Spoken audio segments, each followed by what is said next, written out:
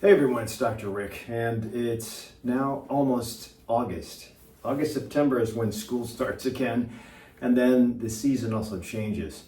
So typically in the summertime, we'll have grass pollen, tree pollen as being an irritant to the nose, the eyes, and just people in general, especially if you're, say, an asthmatic or use an inhaler.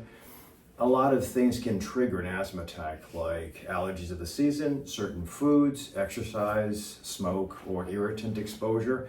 But with the change of season and school and the exposure to dust, because you're going to break out all the old stuff that you had in storage from springtime when school ended, or if you're a college student, you're going to be moving into a new dorm that's probably dusty. It is usually advisable to watch out for bloody nose. That's what I wanted to talk about today. Is we see a lot of people that come in because of bloody noses.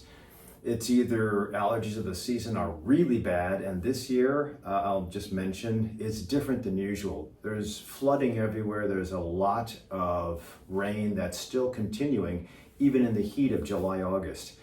And typically the season stops raining around April, and that's when it usually dries everything out. But it's just an unusual season, 2025.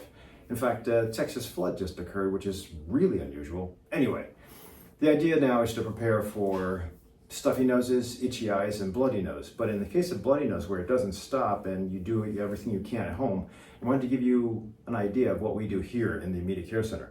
So typically, if we can open the nasal passage with prongs or a speculum, specifically for the nose, we can see bleeding. And usually bleeding happens in something called Kisselbach's plexus.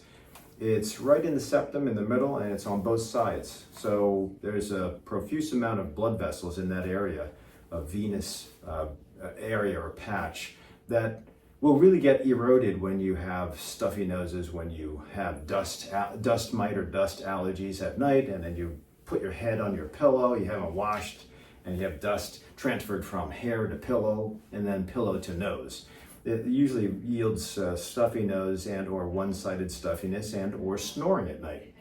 But then if it's allowed to persist, and then you get out to dry environments, it'll really irritate the lining of the passage, erode Kisselbach's plexus, and then result in a bloody nose. So people usually get tissues and they stuff them up in the nose and it stops. But nowadays there's a lot of people on aspirin or dual therapy, dual platelet therapy, aspirin and Eliquis or aspirin and Plavix as you get older. If you're just a wrestler and you have a bloody nose, you know what to do, just stuff something up your nose. But in a case where it doesn't stop, then you have to usually come to the emergency room or the immediate care center. Emergency rooms are hours behind. Immediate care centers aren't too bad depending on the place and the duration and time and the time of day. But we go with silver nitrate. Silver nitrate is essentially gunpowder on a stick. And we use these little sticks to first we visualize the Kisselbach's plexus or the bleed. Then we use these little sticks, which look like this. We use these little sticks to stick inside the nose. There we go. And when we put this in the nose, it actually burns or coagulates the area. And if you do it properly, you'll be able to coagulate and stop the bleeding. If you don't do it quick enough, then you'll actually stop the bleeding, but you'll cause more bleeding around the area. So it becomes a perpetual problem, get bigger and bigger. But usually that works. It doesn't hurt too much. Sometimes we also have to apply ice packs to this bridge right here, and or nasal plugs, but the nasal plugs don't work that great. So if that's not successful, then we proceed with putting in this thing. This is called a Rhino Rocket. Rhino Rocket, and this is how it looks. So imagine this thing having to be stuck in your nose. So we essentially put this plastic part in, and then we, after sticking this whole thing in my nose or back this way, it goes like this. Here. Then we push the syringe and it pushes cotton out. And the cotton has a little string, and the string stays out here. The cotton goes inside and the cotton expands.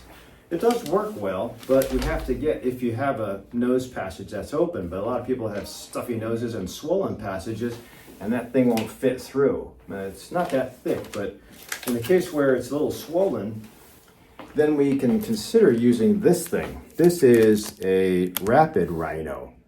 And it's a little different. It doesn't imbibe fluid. There's actually a balloon in here. There's a balloon in here. And you see the end sticks out of your nose after you put this in like this. The end sticks out of your nose, and then we attach a syringe to it like this, and we pump it. And there's a balloon, like Air Jordans, that you just fill up and it expands inside the nostrils, and it will tamponade off any bleeding. So those are 2 options that we have here. Sorry, 3, including the silver nitrate. But if you're not around anywhere and you're, say, on a hike with me, and I don't have a rhino rocket, but I do keep these for hikes, then you can deploy this thing. And women know what this is, but men probably don't. And this is a tampon. So the way a tampon works is you put it in the vagina, and then you push on this thing, and then it comes out, expands into the vagina, it soaks up blood, and then you leave this as a tail. And then when you're ready, or end of the day, or if it gets soaked and you're bleeding around this thing, you pull it out of the vagina and it is replaced. Now this can be used in the nose too. It's a little bit big, but you can stick this in the nose and it will expand in your nose, but it'll have the little tail, just like these 2 things will. It'll have a little tail that sticks out so that you can, after it fills up with blood, it'll stop or tamponade off the bleeder, Kisselback's plexus, and then you can have this thing just sit around like this. Now, if you cut off the string, you're not going to be able to pull it out, and you'll have to come to the immediate care center or emergency room anyway. But that's the way a tampon works, and they come in different sizes. So, by the way, this is something you can bring with yourself to a hike, and after you push the plunger in, you put it as best as you can right here, and you push the plunger in, it puts it in. Or you can try just taking it out and stuffing it like this and twirling it. So those are things that you can do on your own at home. I always say apply ice packs. These are dental dams or dental cotton swabs. And they're used to put, when your dentist operates on you, you put it between the cheek and the buccal mucosa, and it helps with spacing out so your dentist can work on you, or it stops and soaks up bleeding. This can be stuck into the nose as well. It's just like tissue. It's a little more dense, and it does absorb fluid and snot and or blood nicely. And then when it does, it doesn't expand as much as, say, the tampon does. But all these options are obviously ways to help with bloody nose. If you continuously have bloody nose issues, especially this time of year, it would behoove you to start using your antihistamines now in preparation for the month of August or the month of September when there's a change. Antihistamines like Allegra, Zyrtec, Claritin, use them once a day, not with the D part, just with the antihistamine. That's a 2nd generation antihistamine. Doesn't make you drowsy, but you can use it during the day. It'll prep you for the day. Those of you who are asthmatic, if you use Singulair, which is Montelukast, it'll work in a different way at night to also decrease, it's like an antihistamine kind of, but it decreases the swelling of the nose so that the day is better. If you use those with or without the nasal sprays, Flonase is okay. It's a nice preventative. I like ipratropium bromide or Atrovent. I think the Atrovent works better for acute bloody nose and or stuffy nose. And then the maintenance steroid nasal spray would be fine. But those are the options we have in the immediate care center. Hopefully, if you can avoid getting the bloody nose before season starts, then you're better off. Otherwise, your kids will have to call you from school because you can't stop the bloody nose, and they'll have to take time off of work. Or just a bloody nose in particular will take at least 15 to 30 minutes to stop. That too is important for older people to check their blood pressures, as sometimes increased blood pressure can cause the bloody nose as well. That's rare, but it does happen.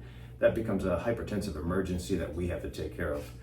If you are on a blood thinner, be careful. If you're not on a blood thinner, then you're still allowed to have allergies. So hopefully this all helps. Don't forget, this time of year, there's stacked effects. It could be allergies of the season with the pollen of grass or trees, in addition to dust and dust mites, which are all the time, and especially in a dorm that's been closed up for all season, in addition to foods that you might be imbibing, in addition to just getting particulate exposure to, say, bonfires or taking care of cutting the grass. So all these things on top of each other can be minuscule alone, but on top of each other stacked up to give you a visit to the immediate care center. So hopefully this gives you a couple of ideas to how to prevent your family members from having a bloody nose. Hopefully I don't have to deploy these things, but Please be careful as you proceed through the season, and if you like the video, give it a thumbs up. If you have any comments on how you stop a bloody nose, put them down below. One more thing, there's something called quick clot, which we use on the field. It's clay that helps to stop bleeding.